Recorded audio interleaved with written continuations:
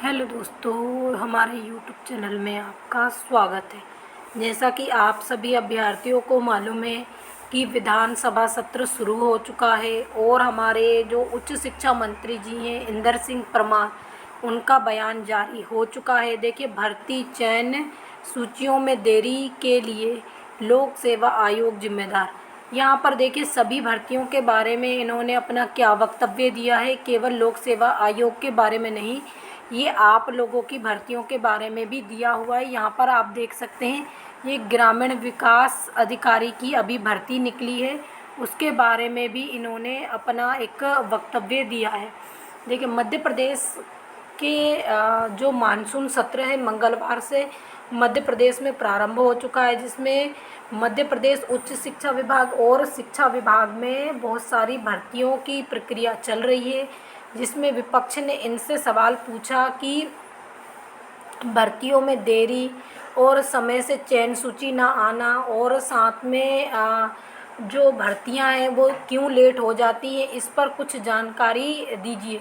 तो उन्होंने ये कहा कि इसमें हमारी कोई गलती नहीं है, इसमें जो विभाग भर्तियां करवा रहा है उसी की गलती होती है। तो यहाँ पर उन्होंने ये बोला है कि केवल अगर मान लीजिए लोक सेवा आयोग करवा रहा है तो लोक सेवा आयोग उसके लिए जिम्मेदार होगा, अगर डीपीआई कोई भर्ती करवा रहा है तो वो डीपीआई जिम्मेदार होगा, अगर ईएसबी उस चीज़ के साथ जुड़ा है तो ईएसबी जिम्मेदार होगा, और पुलिस विभाग जुड़ा हुआ तो पुलिस विभाग जिम्मेदार होगा, ना कि शिक्षा मंत्री या मुख्यमंत्री उसके लिए जिम्मेदार होंगे। तो देखिए, उन्होंने यही बोला है इस बारे में। अब आगे देखिए, इसमें आयोग की तरफ से ही कहा गया है कि इसके लिए हम नहीं बल्कि सरकारी विभाग जिम्मेदार होगा। तो जबकि विभाग से पूछा जाता है तो वो क्या बोलते हैं कि सरकार इसके लिए जिम्मेदार है, ना कि आयोग। तो देखिए, यहाँ पर आगे उनसे सवाल पूछा गया कि कोई भी भर्ती निश्चित समय सीमा अवधि में क्यों नहीं पूर्ण की जाती है। तो उन्होंने कहा इसके बारे में भी हमें कोई जानकारी नहीं है, हम केवल भर्तियों के लिए जो पद होते हैं उनकी स्वीकृति देकर और विभाग को इसकी जिम्मेदारी सौंप देते हैं, इसके बाद आगे का पूरा काम विभाग का होता है। तो ये बात कहीं ना कहीं सही भी है कि जो भी जानकारी विभाग, कोई भी विभाग हो, शिक्षा मंत्री हो या मंत्री हो या उच्च शिक्षा मंत्री हो, उनको प्रोवाइड करवाता है, वो उसी आधार पर आगे का निर्णय लेकर काम करते हैं। तो देखिए, यहाँ पर ये सभी चीज़ें निकल कर आती हैं।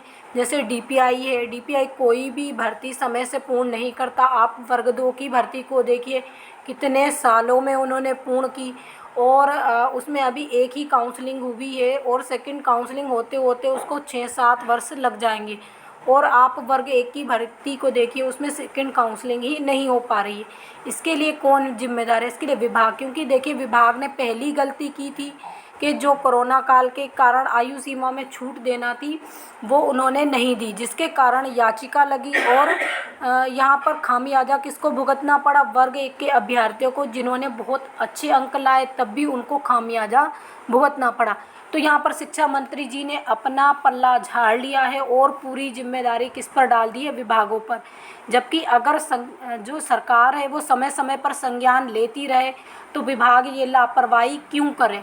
ये भी एक तथ्य है महत्वपूर्ण, और इस तथ्य को सरकार को समझना होगा, ना कि केवल ये कहकर कि हमने तो पद स्वीकृत कर दिए और इसके आगे का काम पूरा विभाग का है, विभाग जाने, विभाग का काम जाने। तो इससे कोई काम नहीं चलता है। अगर सरकार जो राज्य में बैठी हो या केंद्र में, उन्हें जवाबदेही किस चीज़ की होती है कि उस चीज़ को पूर्ण करवाए विभाग द्वारा। तो अगर वो विभाग को पलट कर देखेंगे नहीं तो विभाग अपनी मनमानी तो करेगा।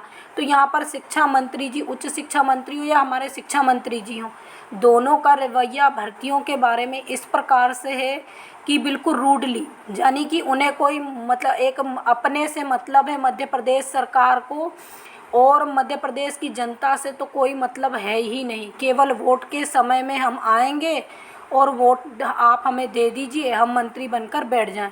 तो इस प्रकार का एक वक्तव्य बड़े पद पर बैठे हुए किसी भी मंत्री को शोभा नहीं देता।